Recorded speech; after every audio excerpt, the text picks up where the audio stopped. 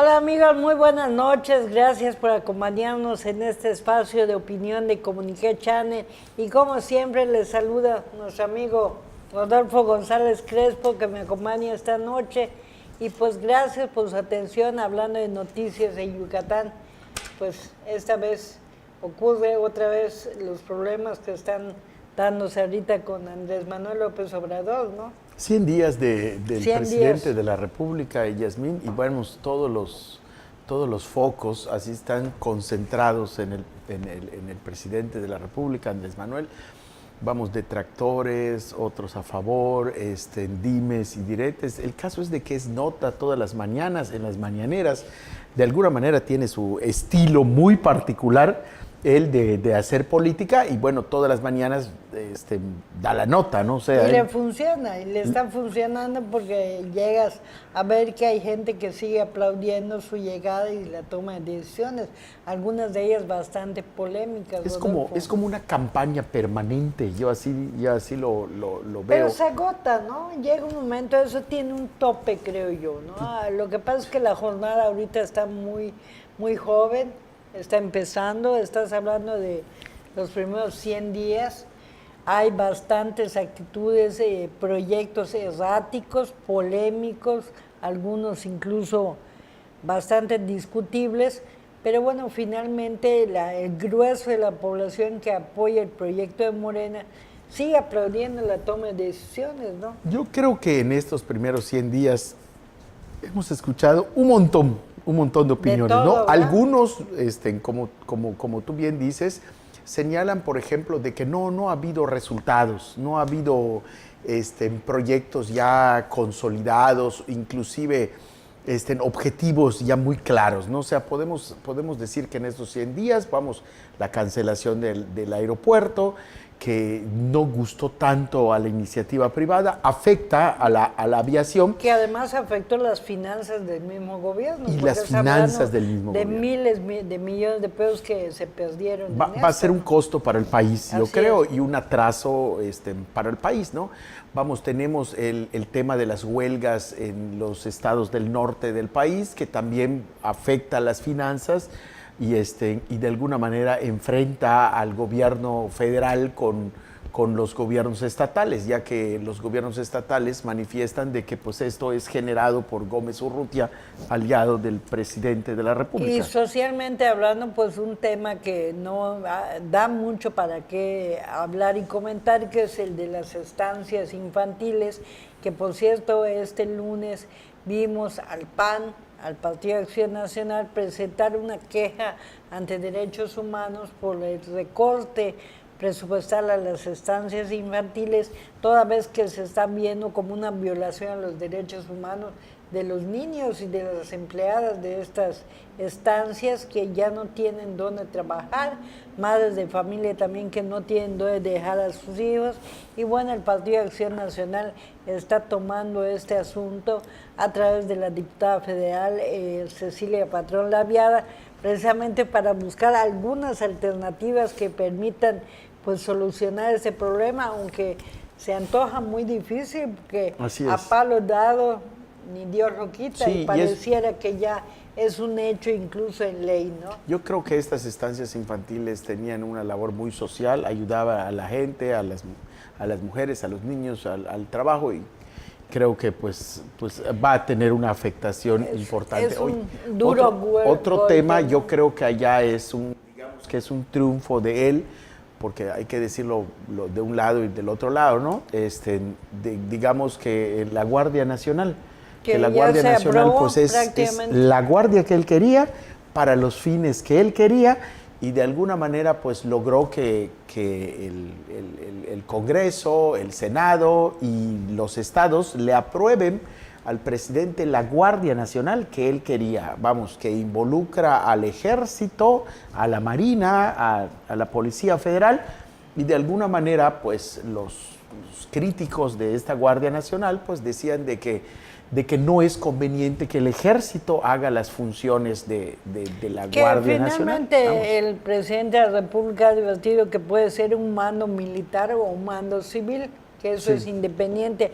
Lo que sí es delicado, y hay que recordarlo porque ocurre apenas el día de ayer, que un camión fue asaltado, un camión con más de 22 personas, todos de ellos migrantes, Rodolfo, y que no se sabe hasta hoy por hoy, esta noche, no se sabe su paradero. El gobierno de la República dice que ya tiene conocimiento de esto y que están investigando, pero el caso es que con Guardia o no Guardia Nacional siguen ocurriendo hechos delictivos muy graves en el país, sobre todo la delincuencia organizada parece que sigue haciendo las suyas, porque los primeros informes hablan de que son gente armada que intempestivamente se atravesó, detuvo ese vehículo, un camión, y obviamente se llevaron a estas personas, que es un asunto que puede tener repercusiones internacionales, Rodolfo. Lo que es claro, Yasmín, es que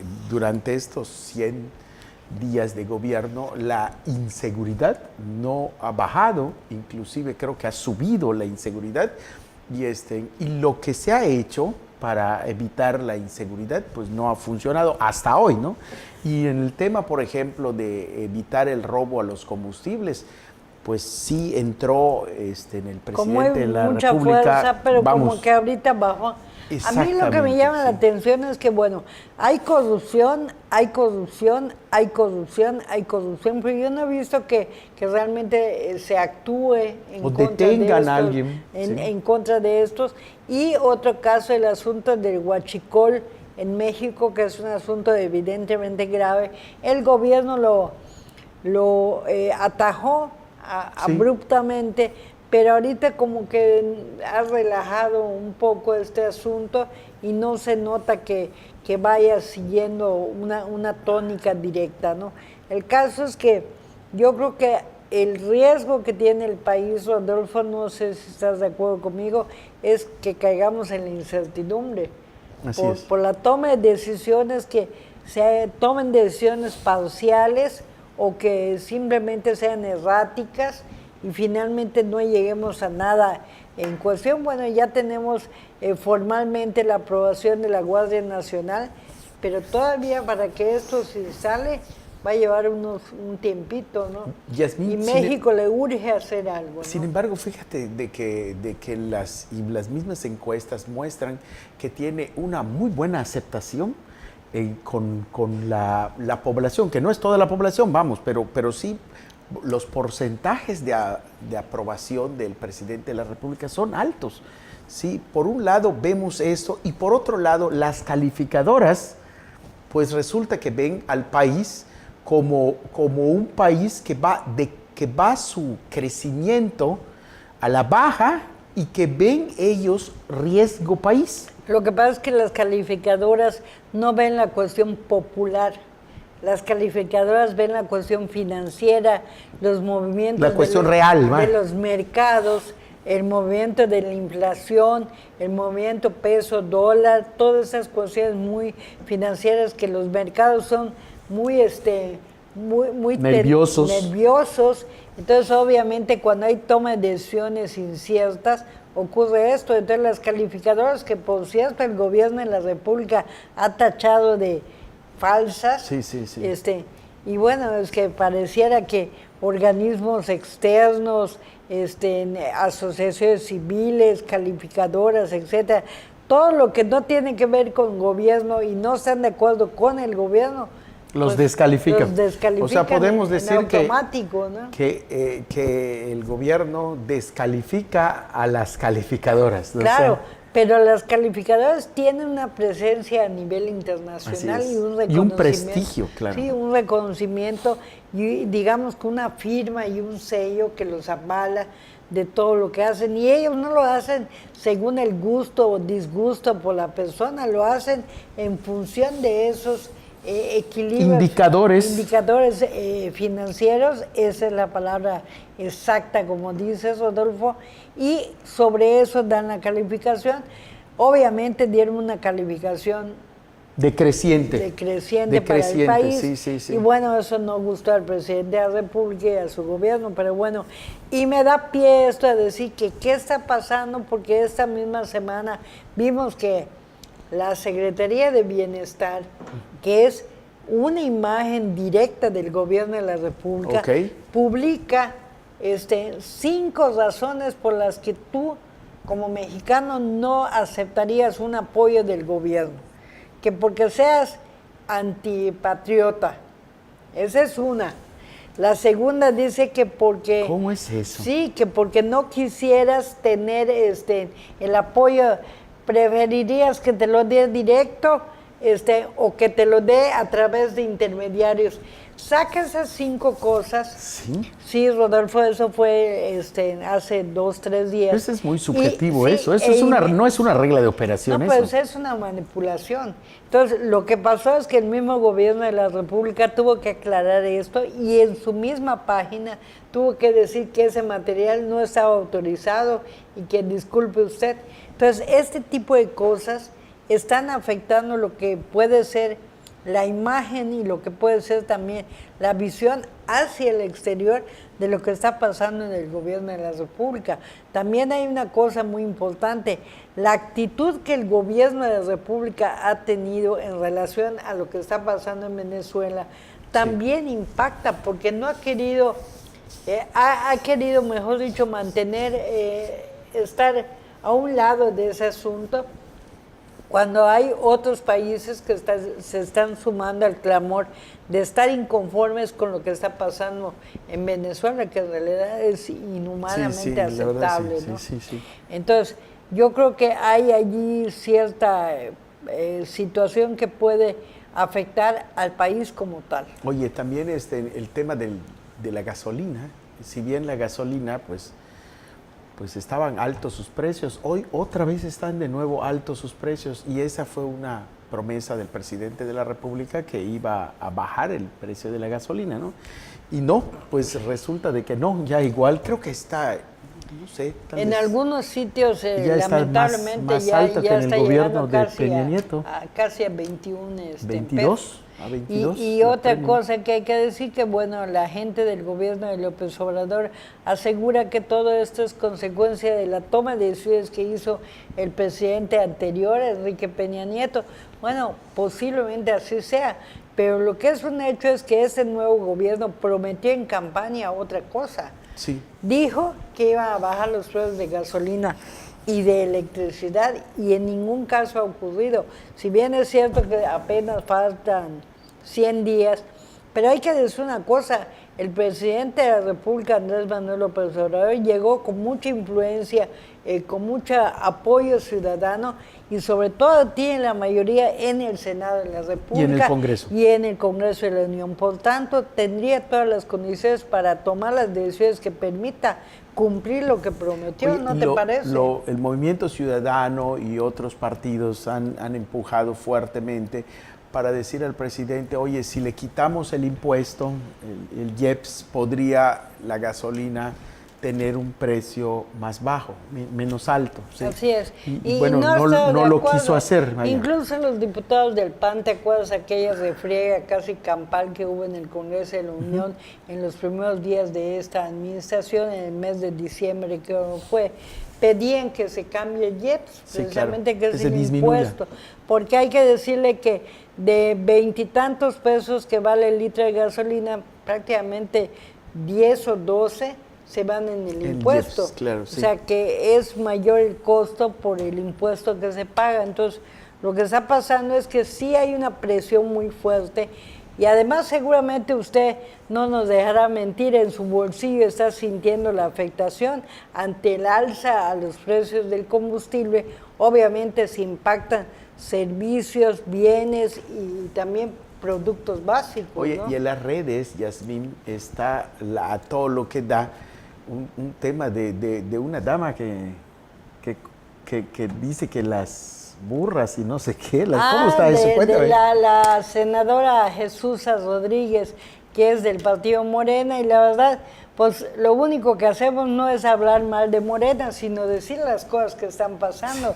Y la señora senadora pues tuvo la ocurrencia de decir que deberíamos tomar en cuenta que las vacas, las cerdas, las burras, las mulas, como son género femenino, Ajá. deben ser consideradas con sus derechos, tales como las mujeres Como la mujer, del país. que son lo mismo, ¿no? Entonces, sí, entonces realmente fue una cosa que ocasionó en algunos casos hilaridad, risa, en otros se vio como ofensivo, pero el caso es que ahí quedó el comentario de la senadora. Es que las redes están a todo lo que dan Cosas con vemos, esos temas, por ¿no? cierto, en las redes estuvo muy violenta la respuesta que le dieron a ella, porque obviamente ofende ¿A las damas? al género femenino. Claro. De ninguna manera nos podemos considerar como una vaca o como una burra. Como una burra o una cerda, ¿no? Cuando estamos hablando precisamente de la equidad y género. Del respeto. Y del respeto y de la igualdad, etcétera. En fin, entonces parece que la senadora pues algo leyó por allá y sí llamó la atención. Incluso de su misma gente del partido Morena, que le criticó el que pues haya tenido esa postura, ¿no? Como también en el Senado una persona igual dijo de que no puede ser, igual de Morena, dijo de que no puede ser uno inteligente y a la vez católico. Católico. Que por cierto, ahí el senador yucateco Jorge Carlos Ramírez Marín tuvo a bien decir que se sentía ofendido porque él se sentía católico y también inteligente, entonces no puede, una cosa no está reñida con la otra, ¿no? En fin, son algunas cosas que están pasando tanto en el Senado como en la Cámara de Diputados como en el contexto nacional del país. Y en Yucatán pues también ocurren cosas también. Pues sí, también ocurren cosas. Yo creo que aquí los yucatecos pues vamos, mientras están allá pasando cosas, aquí el carnaval, aquí la gente ya empezó a ir al puerto y ya empezó a refrescarse porque pues la verdad es que un calor impresionante. Este fin de semana fui a la playa, sí, a te Telchac. vimos. Sí, gracias a tus redes sociales vimos que... Y vemos que hay unas esculturas, ahí hay mucha gente ya está yendo a la playa. Y bueno, es que creo que a finales de este mes se empieza lo que es la Semana Santa ya, la Semana Mayor en Yucatán, y bueno, seguramente se espera que las playas finalmente se abarroten. Esa campaña del gobierno del estado, de la campaña esa de visitar la playa por el tema de la veda del Mero, creo que detonó de alguna manera, y es bueno que vaya la gente a la playa, y es bueno para mover la economía. Con lo de la veda, del Mero, sí. El Mero, el Festival del Mero, que yo creo que termina el 31 de marzo. De marzo, sí. Y obviamente pues ya a partir de abril se reanudará la pesca, y hay que decirlo, qué bueno que se hizo esto del el Festival de la veda del Mero, porque finalmente es uno de las especies que mayores recursos deja al sector pesquero yucateco. Sí. Entonces, los 2 meses de veda obviamente sí le impacta. Que por cierto, debo decir, así como decimos las cosas buenas, también hay que decir las otras. Yo creo que a la nueva Secretaría de Pesca le faltó supervisar un poco más las despensas que entregaron a los pescadores, porque muchas de estas estuvieron pues muy limitadas, ¿no? Por llamarle de alguna manera, y los mismos pescadores se quejaron de que en esta ocasión no había aceite, no tenían galletas, o sea, le faltó como una variedad de productos que tradicionalmente ellos reciben en apoyo durante el tiempo en que están en veda. Sí, es que el programa de la veda, para todos deberíamos tener un poco más de conciencia en ese tema, que es un programa del gobierno para que la gente deje que la especie del mero y la especie, del pulpo también y otras especies descansen unos días, ¿sí? Y se puedan reproducir. Y bueno, eso es muy importante. Y muy importante también decir, oigan, no acepten comer un pez pequeño. rechácenlo. ¿Por qué? Porque es un pez que no ha cumplido su ciclo de reproducción y entonces estás cortando a la descendencia de ese por pez. Por favor, si el pulpo o el mero se atreven a colgarse del anzuelo, como le pasó a la diputada Katia Bolle, regrésele usted al mar, eso es lo que procede. Porque sí, sí se puede. Claro, hay que claro, la pesca deportiva no tiene que ser toda la captura, claro, se puede regresar a los y de animales. hecho, si usted pesca o por alguna cuestión cayó en su anzuelo un mero, usted lo puede zafar rápidamente, sí, claro, y tirar al mar y no, continúa. Si es pequeño la captura, es un pez pequeño, regréselo, porque ese pez se va a reproducir, claro, en el mar, va a cumplir su ciclo y nos va a dar para mucho tiempo. Y es parte de la civilidad que debe tener los ciudadanos para entender que estamos cuidando los recursos que finalmente nos van a servir a nosotros mismos, a nuestros hijos, a nuestros nietos, y que finalmente pues es un recurso que hay que cuidar. Y si no cuidamos nosotros nuestro estado, oye, nadie lo va a venir a cuidar, ¿eh? Por nosotros. No, desafortunadamente, ni siquiera los que van a hacer el tren Maya. Que va a cruzar y se va a ir hasta Valladolid, va a cruzar por... Fíjate que ya que tocas el tema muy rápidamente, y no es algo rebuscado ni repetitivo, Rodolfo, pero es algo que puede impactarnos en positivo o negativo según cómo se maneje. Yo creo que si hay algún tramo verdaderamente con muchas posibilidades de que se haga, es el de Mérida a Valladolid. Ese tramo, okay, existía antes. ¿Te acuerdas que antes existía el tren que se iba a Peto, que iba a Valladolid, que iba a Tizimín? ¿Sí? Hay la estructura para hacerlo. O sea, yo creo que eso puede funcionar y además lo más inteligente de esto es que serían empresarios los que invertirían en esa primera parte. Que existe lo que le llaman ellos el derecho de vía.